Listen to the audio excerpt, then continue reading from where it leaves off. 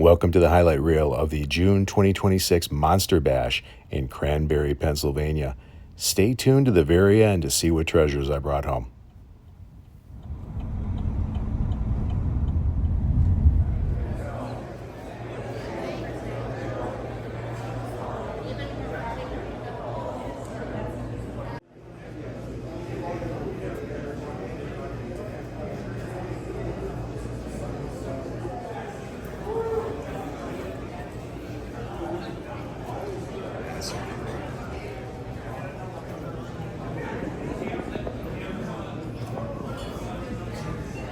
Check out the puzzles, hon. Check out the puzzles.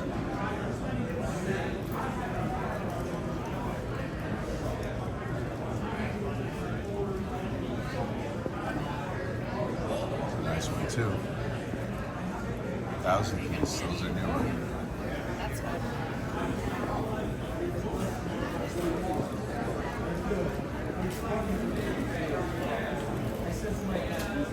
So you said it's red and dark?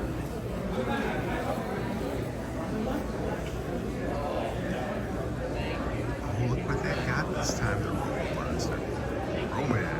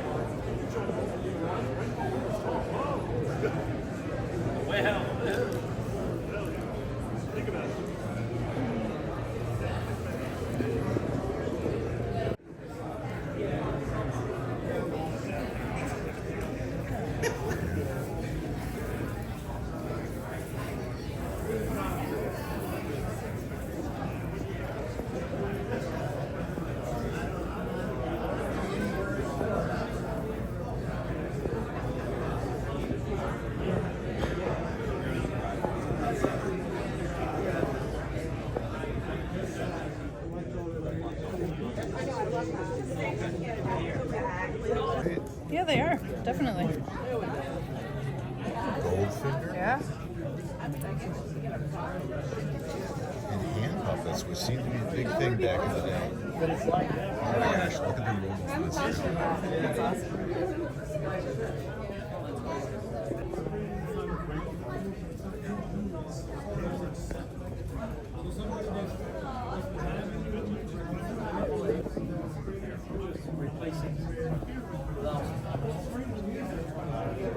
This guy's got to be otherwise I would have thought he would have brought these things.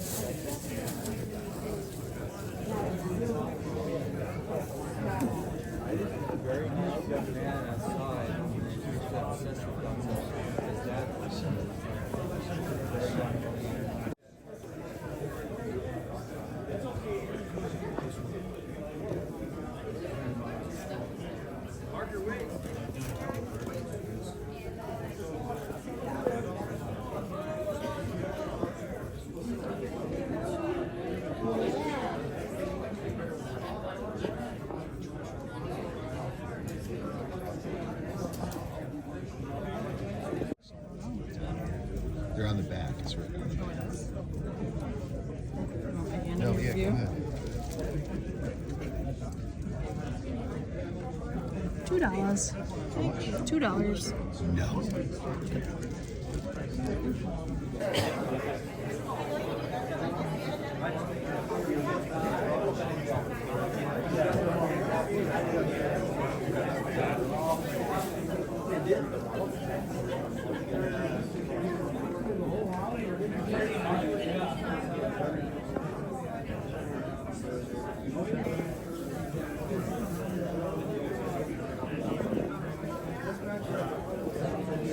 You must have it, Frank. I do. Yeah. No, thank you. Yeah. It's Ratso. Yeah, but this is Ratso. Yeah, right, yeah. Fatso and Tango. Yeah. Those are the starters.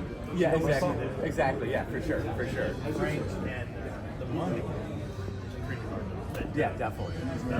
so there's Yeah, definitely. So, yeah, I don't have him. I have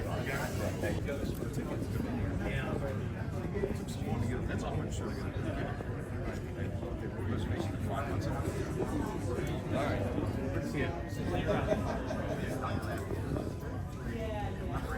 I just do it too. I'm pretty good at it.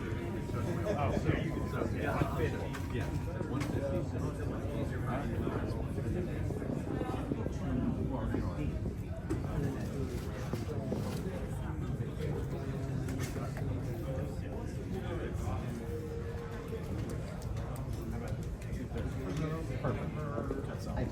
save you a little bit. I usually don't argue. I mean, so I'm not going to like go crazy. You know? Yeah. Just announce it.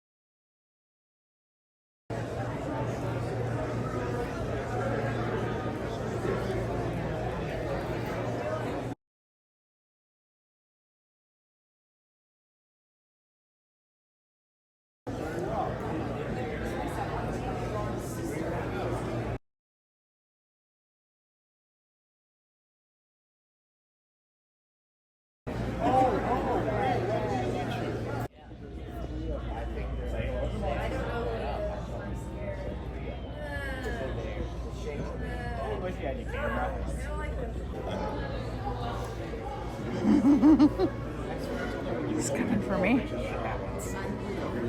Hi, I'm getting a video. Do you want me to do a video? Thank you, Roman.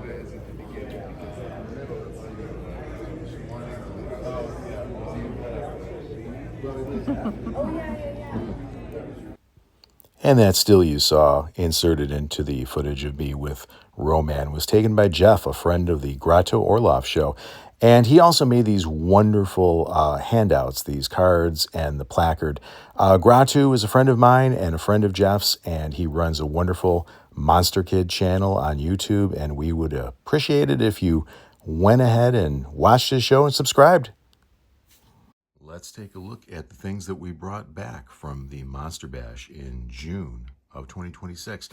The first thing I got, and I always start this way, was picking up a couple $1 comics from one of my favorite vendors actually in the foyer, where he empties out his, I think it's his basement every year. He brings a handful of comics and I buy them.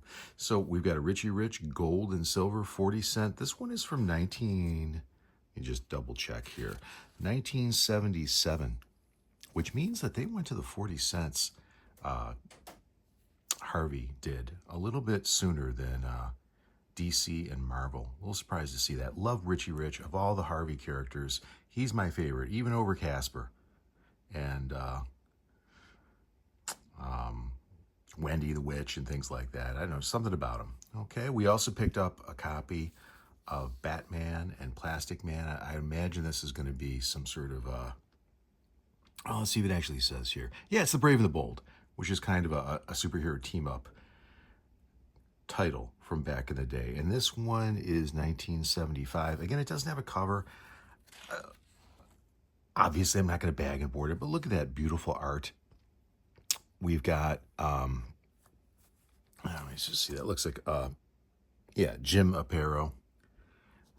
Fantastic stuff. And even without a cover, it's a good read.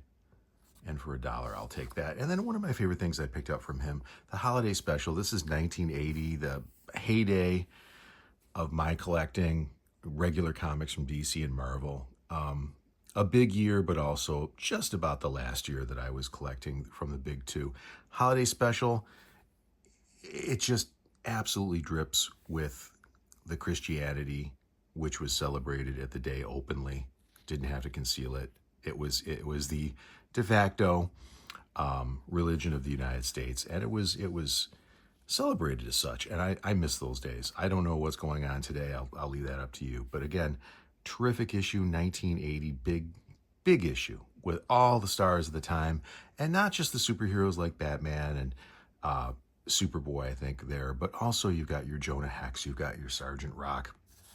And if you look on the cover there, we've got Cain and Abel on top of a camel following the star. We've got Sergeant Rock over there. There's Jonah Hex again. Back in the corner there on her broomstick, one of the witches from the Witching Hour. I love it. Just what a fantastic stable of characters DC had at this time. And I love them all. They were absolutely terrific. So these three I picked up. Didn't get to read them yet, but we'll remedy that soon. From one of my favorite vendors in the dealer room, one of the guys who shows up at Pulp Fest every year. He is the dealer who really specializes in paperback books, magazines, but he has paperback books just stacked and stacked on his table. And he's really the only one who's dealing with paperbacks. There's a lot of people who are dealing with books, especially themed on movies, horror movies, science fiction, but he's got the paperbacks, and usually between $3 and $6, very reasonable these days. Many of them already bagged. I didn't actually buy any paper books. I know I'm talking about that. I bought a couple comics. As soon as I walked over there, when we got there, he had these two Sergeant Furies. This one, the 12-cent, is, if my memory serves me right, it's Dick Ayer art, if I'm saying that right. I know him well, just don't know the pronunciation. John Severin inking. And this goes back to 1968, I think. Yep. Beautiful, beautiful stuff. I'm not usually a Marvel Sergeant Fury or war comic guy. I'm more a Sergeant Rock, Haunted Tank, Unknown Soldier type guy. But I couldn't resist these. This one is a 15-center.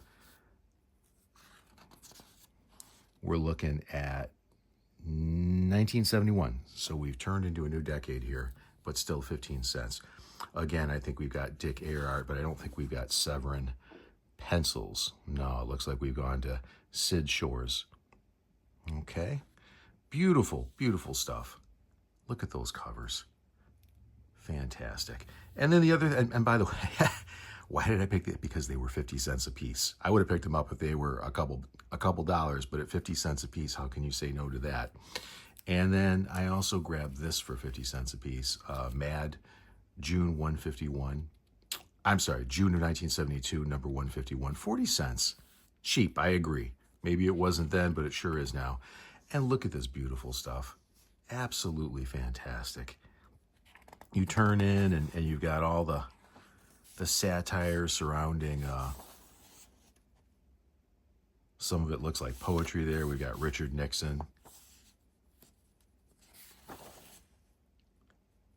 Looks like we might have Spyro Agnew, if I'm right. Could be wrong. Just funny. All these people, of course, are not going to mean anything to kids these days. They don't mean a whole lot to me, right? I was a little kid when this came out, practically a baby. But what a wonderful thing. I'll look through that with a lot of enjoyment. And a little later, I went back and spent a little more money. I spent $4 for this copy of Strange Tales featuring the Golem. Let's just open it up and take a quick little gander at it. Kind of a theme here. I do love Marvel Comics, especially the Hulk, Fantastic Four. I really do. But I'm kind of, a bit of a DC guy in a lot of ways, especially when it comes to the horror comics. But this one kind of became a theme of Marvel, and especially Marvel horror comics. Look at that beautiful art there. Tony de Zuniga. I'm butchering that, I'm sure, but whatever. He's doing great stuff. Very, very nice. And of course, the ads there. Look at that. There is a phenomenal level of competence in comic books at this time period. Just about everybody who's contributing a story, you look at it today and you think, wow, that's a master. That person knows anatomy. That person knows composition. That person knows how to portray action. They know how to do facial portraits. And of course, this is way before. Now, were there light boards that you could trace, or you could or you could have a kind of a morgue, they used to call it sometimes, of photo references, of course, but not like today, where I think most artists are, quite frankly, just using the computer to grab images and tracing them. This is great stuff, absolutely great stuff. And look at all the I know this sounds like the craziest thing in the world. Look at all the words. I mean, when you bought this back in, you should probably check that out, back in what do we got here? 74. I didn't, because I wasn't collecting at that time, but if a kid bought this in 1974, this is a read, right? When you're talking about reading comics, you're really reading this. I mean, that page is a little sparse on the verbiage there, but most of the others, there is a great deal to read. And this would be something where you'd sit down with, piece of candy or a candy bar or whatever it is you bought at the 5 and Dime or the drugstore where you picked it up, and you'd sit down and you would be in this for a half hour, minimally. Whereas if you pick up comic books today, I'm sure you've looked at them, splash page after splash page, 5 or 6 words per page, unless there's a big grandstanding monologue, which is just kind of pointless and ridiculous. But this stuff was an experience. I remember that. And that's why back in the day, you could go home with 1 or 2 or 3 comic books and be satisfied throughout the week. You'd reread it and reread it. You'd marvel at the art, the story. And it was actually like reading a little short story. It took some time. I guess what I'm trying to say is you got a lot of value for your 25 cents. Okay, put that away.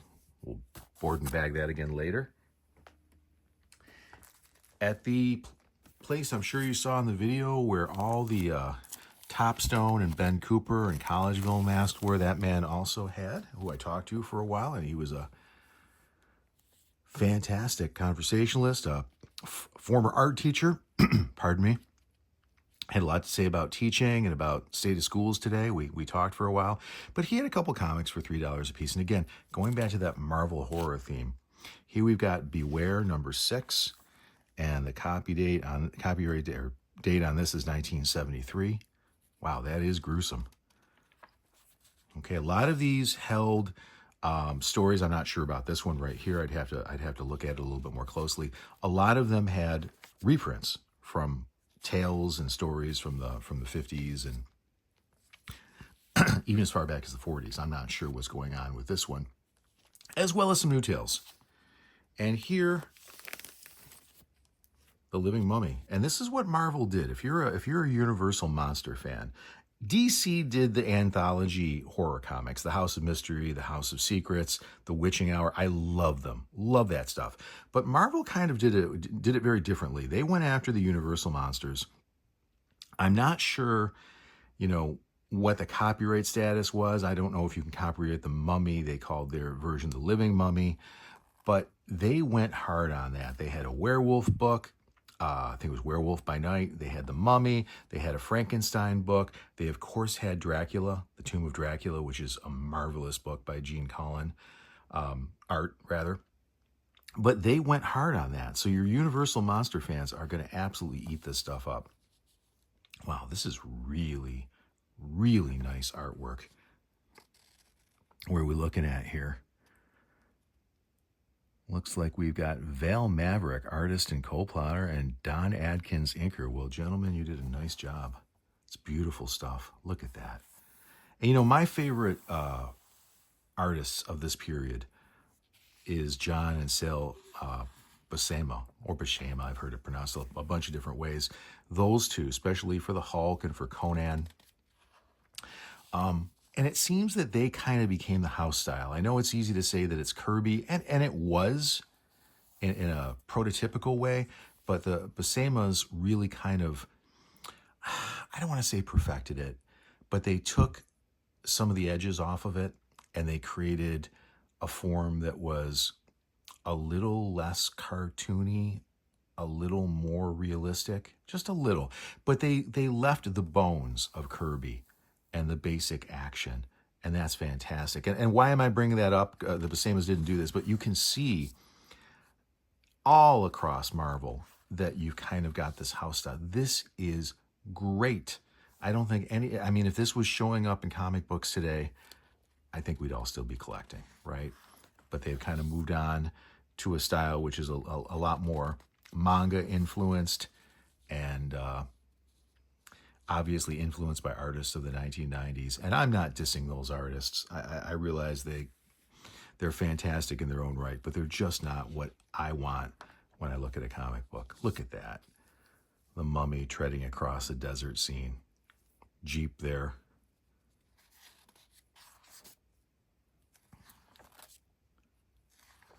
Absolutely fantastic.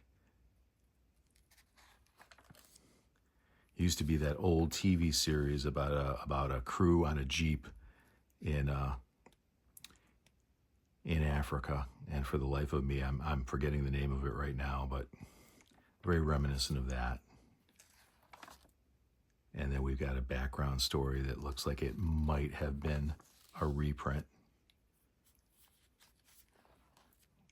All right, that's it for the comics. So if you looked at the title of my video, it's Models, Masks, and Megos. So we haven't hit any of the three yet. Let's start hitting them. How's that for a model? So this is a reissue of the original Aurora Dracula. It comes in that tomb-style box. It's beautiful. And look at the price. I was so happy to get this. The Dracula kit is one of my most cherished memories from being a child. I had them all, or most all of them, and I built them, and I displayed them. But for some reason, the Dracula model kit, which I had the glow-in-the-dark version and left those bits unpainted so they glowed in the dark, I remember that so strongly on my dresser, and at night my mom, turning off the lights, turning me in for the night, and that glowing, and that being kind of my last image of the evening, kind of a spooky one that colored my life since then. But I'm very happy to get this for the price I did. I was astounded. The lady that I bought this from, it was a younger lady. She had so many model kits, probably on a 6 or 8 foot table, most of them still in shrink wrap. And I was just absolutely astounded by how affordable the prices were, how really, really, really just fairly priced they were, more than fairly priced. And I videotaped it all. She had all kinds of model kits. She had some original kits, some of the original smaller ones. I think they're the 1/12 scale, and in their original boxes and that type of thing. And I don't know what happened. Not my best filming experience or performance rather, because I lost it. So probably about 2 or 3 minutes of just model after model of model that you would have wanted to see, and I messed up. All right, I got that, and then I've been looking for a Dracula model kit for years, and I've come across them at the Bash, and I've said, all right, I'm going to buy that, and then I would let me pull back a little bit here, and then I would basically, say I'm going to go right around, make sure there's nothing else that needs all my money, and I'll come back and buy it, and it's gone. So this time I came back with 2, and this one was very reasonable. It's not a complete kit, and I bought this from a friend of mine who I've bought kits from before, and he has a lot of original kits. This one is obviously a reissue. It's a monogram. Same kit that I just showed you. It's partially built, and it's missing a couple pieces. It has 1/2 of the front of the cape. So the cape goes around to count. And then there's a piece that goes on the side over his arm. There's another piece here it's missing. So I have obviously that piece in the other kit. I'm either going to use that to somehow make a mold and fashion one for him, or I might just do something different and maybe use some Sculpey and, you know, fashion my own cape with a little bit different arrangement. We'll see. Came with the instructions. The only other thing that is really missing is part of the tree. If you're familiar with this kit, there would be another piece that came off this with a number of branches, and there would be, I think, 1 or 2 bats hanging from it. That's missing as well.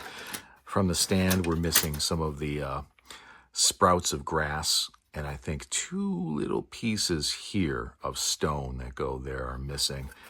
And that's really about it. And I'll tell you what, I mean, it's not difficult to paint this, and it's interesting that whoever was doing it didn't bother to paint the back because it was going to be covered up. That's an economical use of paint, my friend. But they did a pretty darn good job on Dracula's face. So I don't know, maybe as an homage to this person who put it together, I'll leave that, or maybe I'll decide to repaint it. But, you know, I've been meaning to get back into making model kits, and I've been picking them up.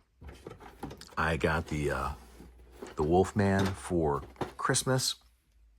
I picked up the Mummy years and years ago. I'm talking about probably 20 years ago.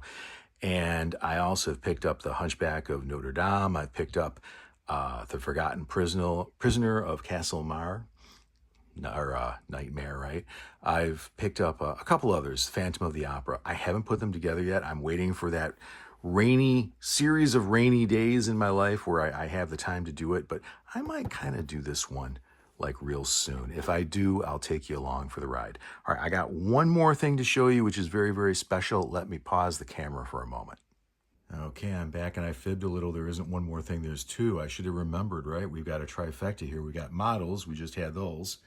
And now we're gonna have the mask, and after that we'll have the Mego. But here's the mask. And isn't it a beauty? Let me see if I can pull back a little bit there. There we go. So this was from the, if you remember from the video, the mask seller who had all the Collegeville and the Ben Cooper. And this is actually a Topstone. And I love this. This I've seen so many different names for this mask.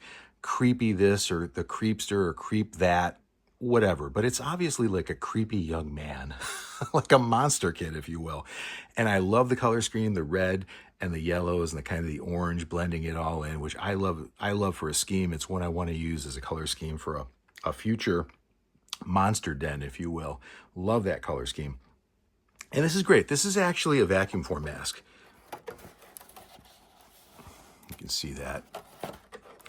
I had thought this mask was only a latex mask, and I found a shot or 2 of it on the internet, as well as a couple enamel pins and patches that are based on it, and I think I'll throw some stills in there.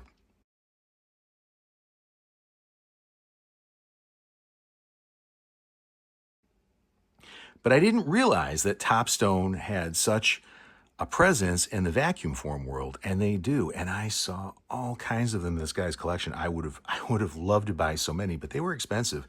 I got this one fairly cheaply. He was asking $30. It's a little damaged, as you can see. The nose is pushed in a bit. I'm going to do a little research and see if there's any way to repair this without further damaging it. If you know a way, or you know a do-it-yourself video that you can point me to, please comment on that effect, so I can get a little help there. But I love it. I got it at a discount because of that, maybe $25, but most of them he was asking about $40 for in this size. And obviously there's only so many you can get in one visit at that price. But what a great find. I didn't even know it existed, and the minute I saw it, I knew I had to have it. So this is going to go up on the wall in my den, and kind of is going to determine the color scheme that I go with for that room. All right, one more thing. Let's put this aside. And remember the trifecta here. It's models, masks, and Megos. And I picked up this Mego, which is one I've been meaning to get for a long time. It's not expensive. It's the Mole Man from the movie of the same name. and I got a really good deal on it. I got it for $6. I just love this figure. It's just so good. It's not a classic Mego figure. Mego never put this out, but you could see them putting it out. How great is it? Next to, say, the Lizard Man from the Marvel Spider-Man collection of Megos from back in the day. But I love the movie. I especially love Mystery Science Theater 3000, their version of it, where the phrase John Agar's butt comes up quite a bit. If you know, you know. And I was very happy to get that. He will find a place somewhere on one of my shelves, and will be featured prominently. So that's it. I had a great time at the bash. My wife had a great time. We got to meet one of the friends of Gratu Orloff's Monster Kid channel, Jeff, and hang out with him. And I just had a fantastic time. If you've never been to the bash, try and get to one. Honestly, it's not like any other convention. I'm not denigrating it, but it's not about the Freddy Kruegers and the Michael Myers and the Jason Voorhees. It's about the old stuff, and it's really the only one I know of, and it has a lot of heart, and it has a lot of people who are very dedicated and put it on, twice a year, the show, once in October and once in June. Okay, until next bash, or see you soon if you want to check out some of the other content on my channel. And thanks for sticking around with me for a video that turned out to be a lot longer than I thought it was going to be. Take care. There's a whole lot more in the Real Toy Chest of Doom. Gently tap the subscribe button to ensure that you're not shut out from any of the play. Cheers.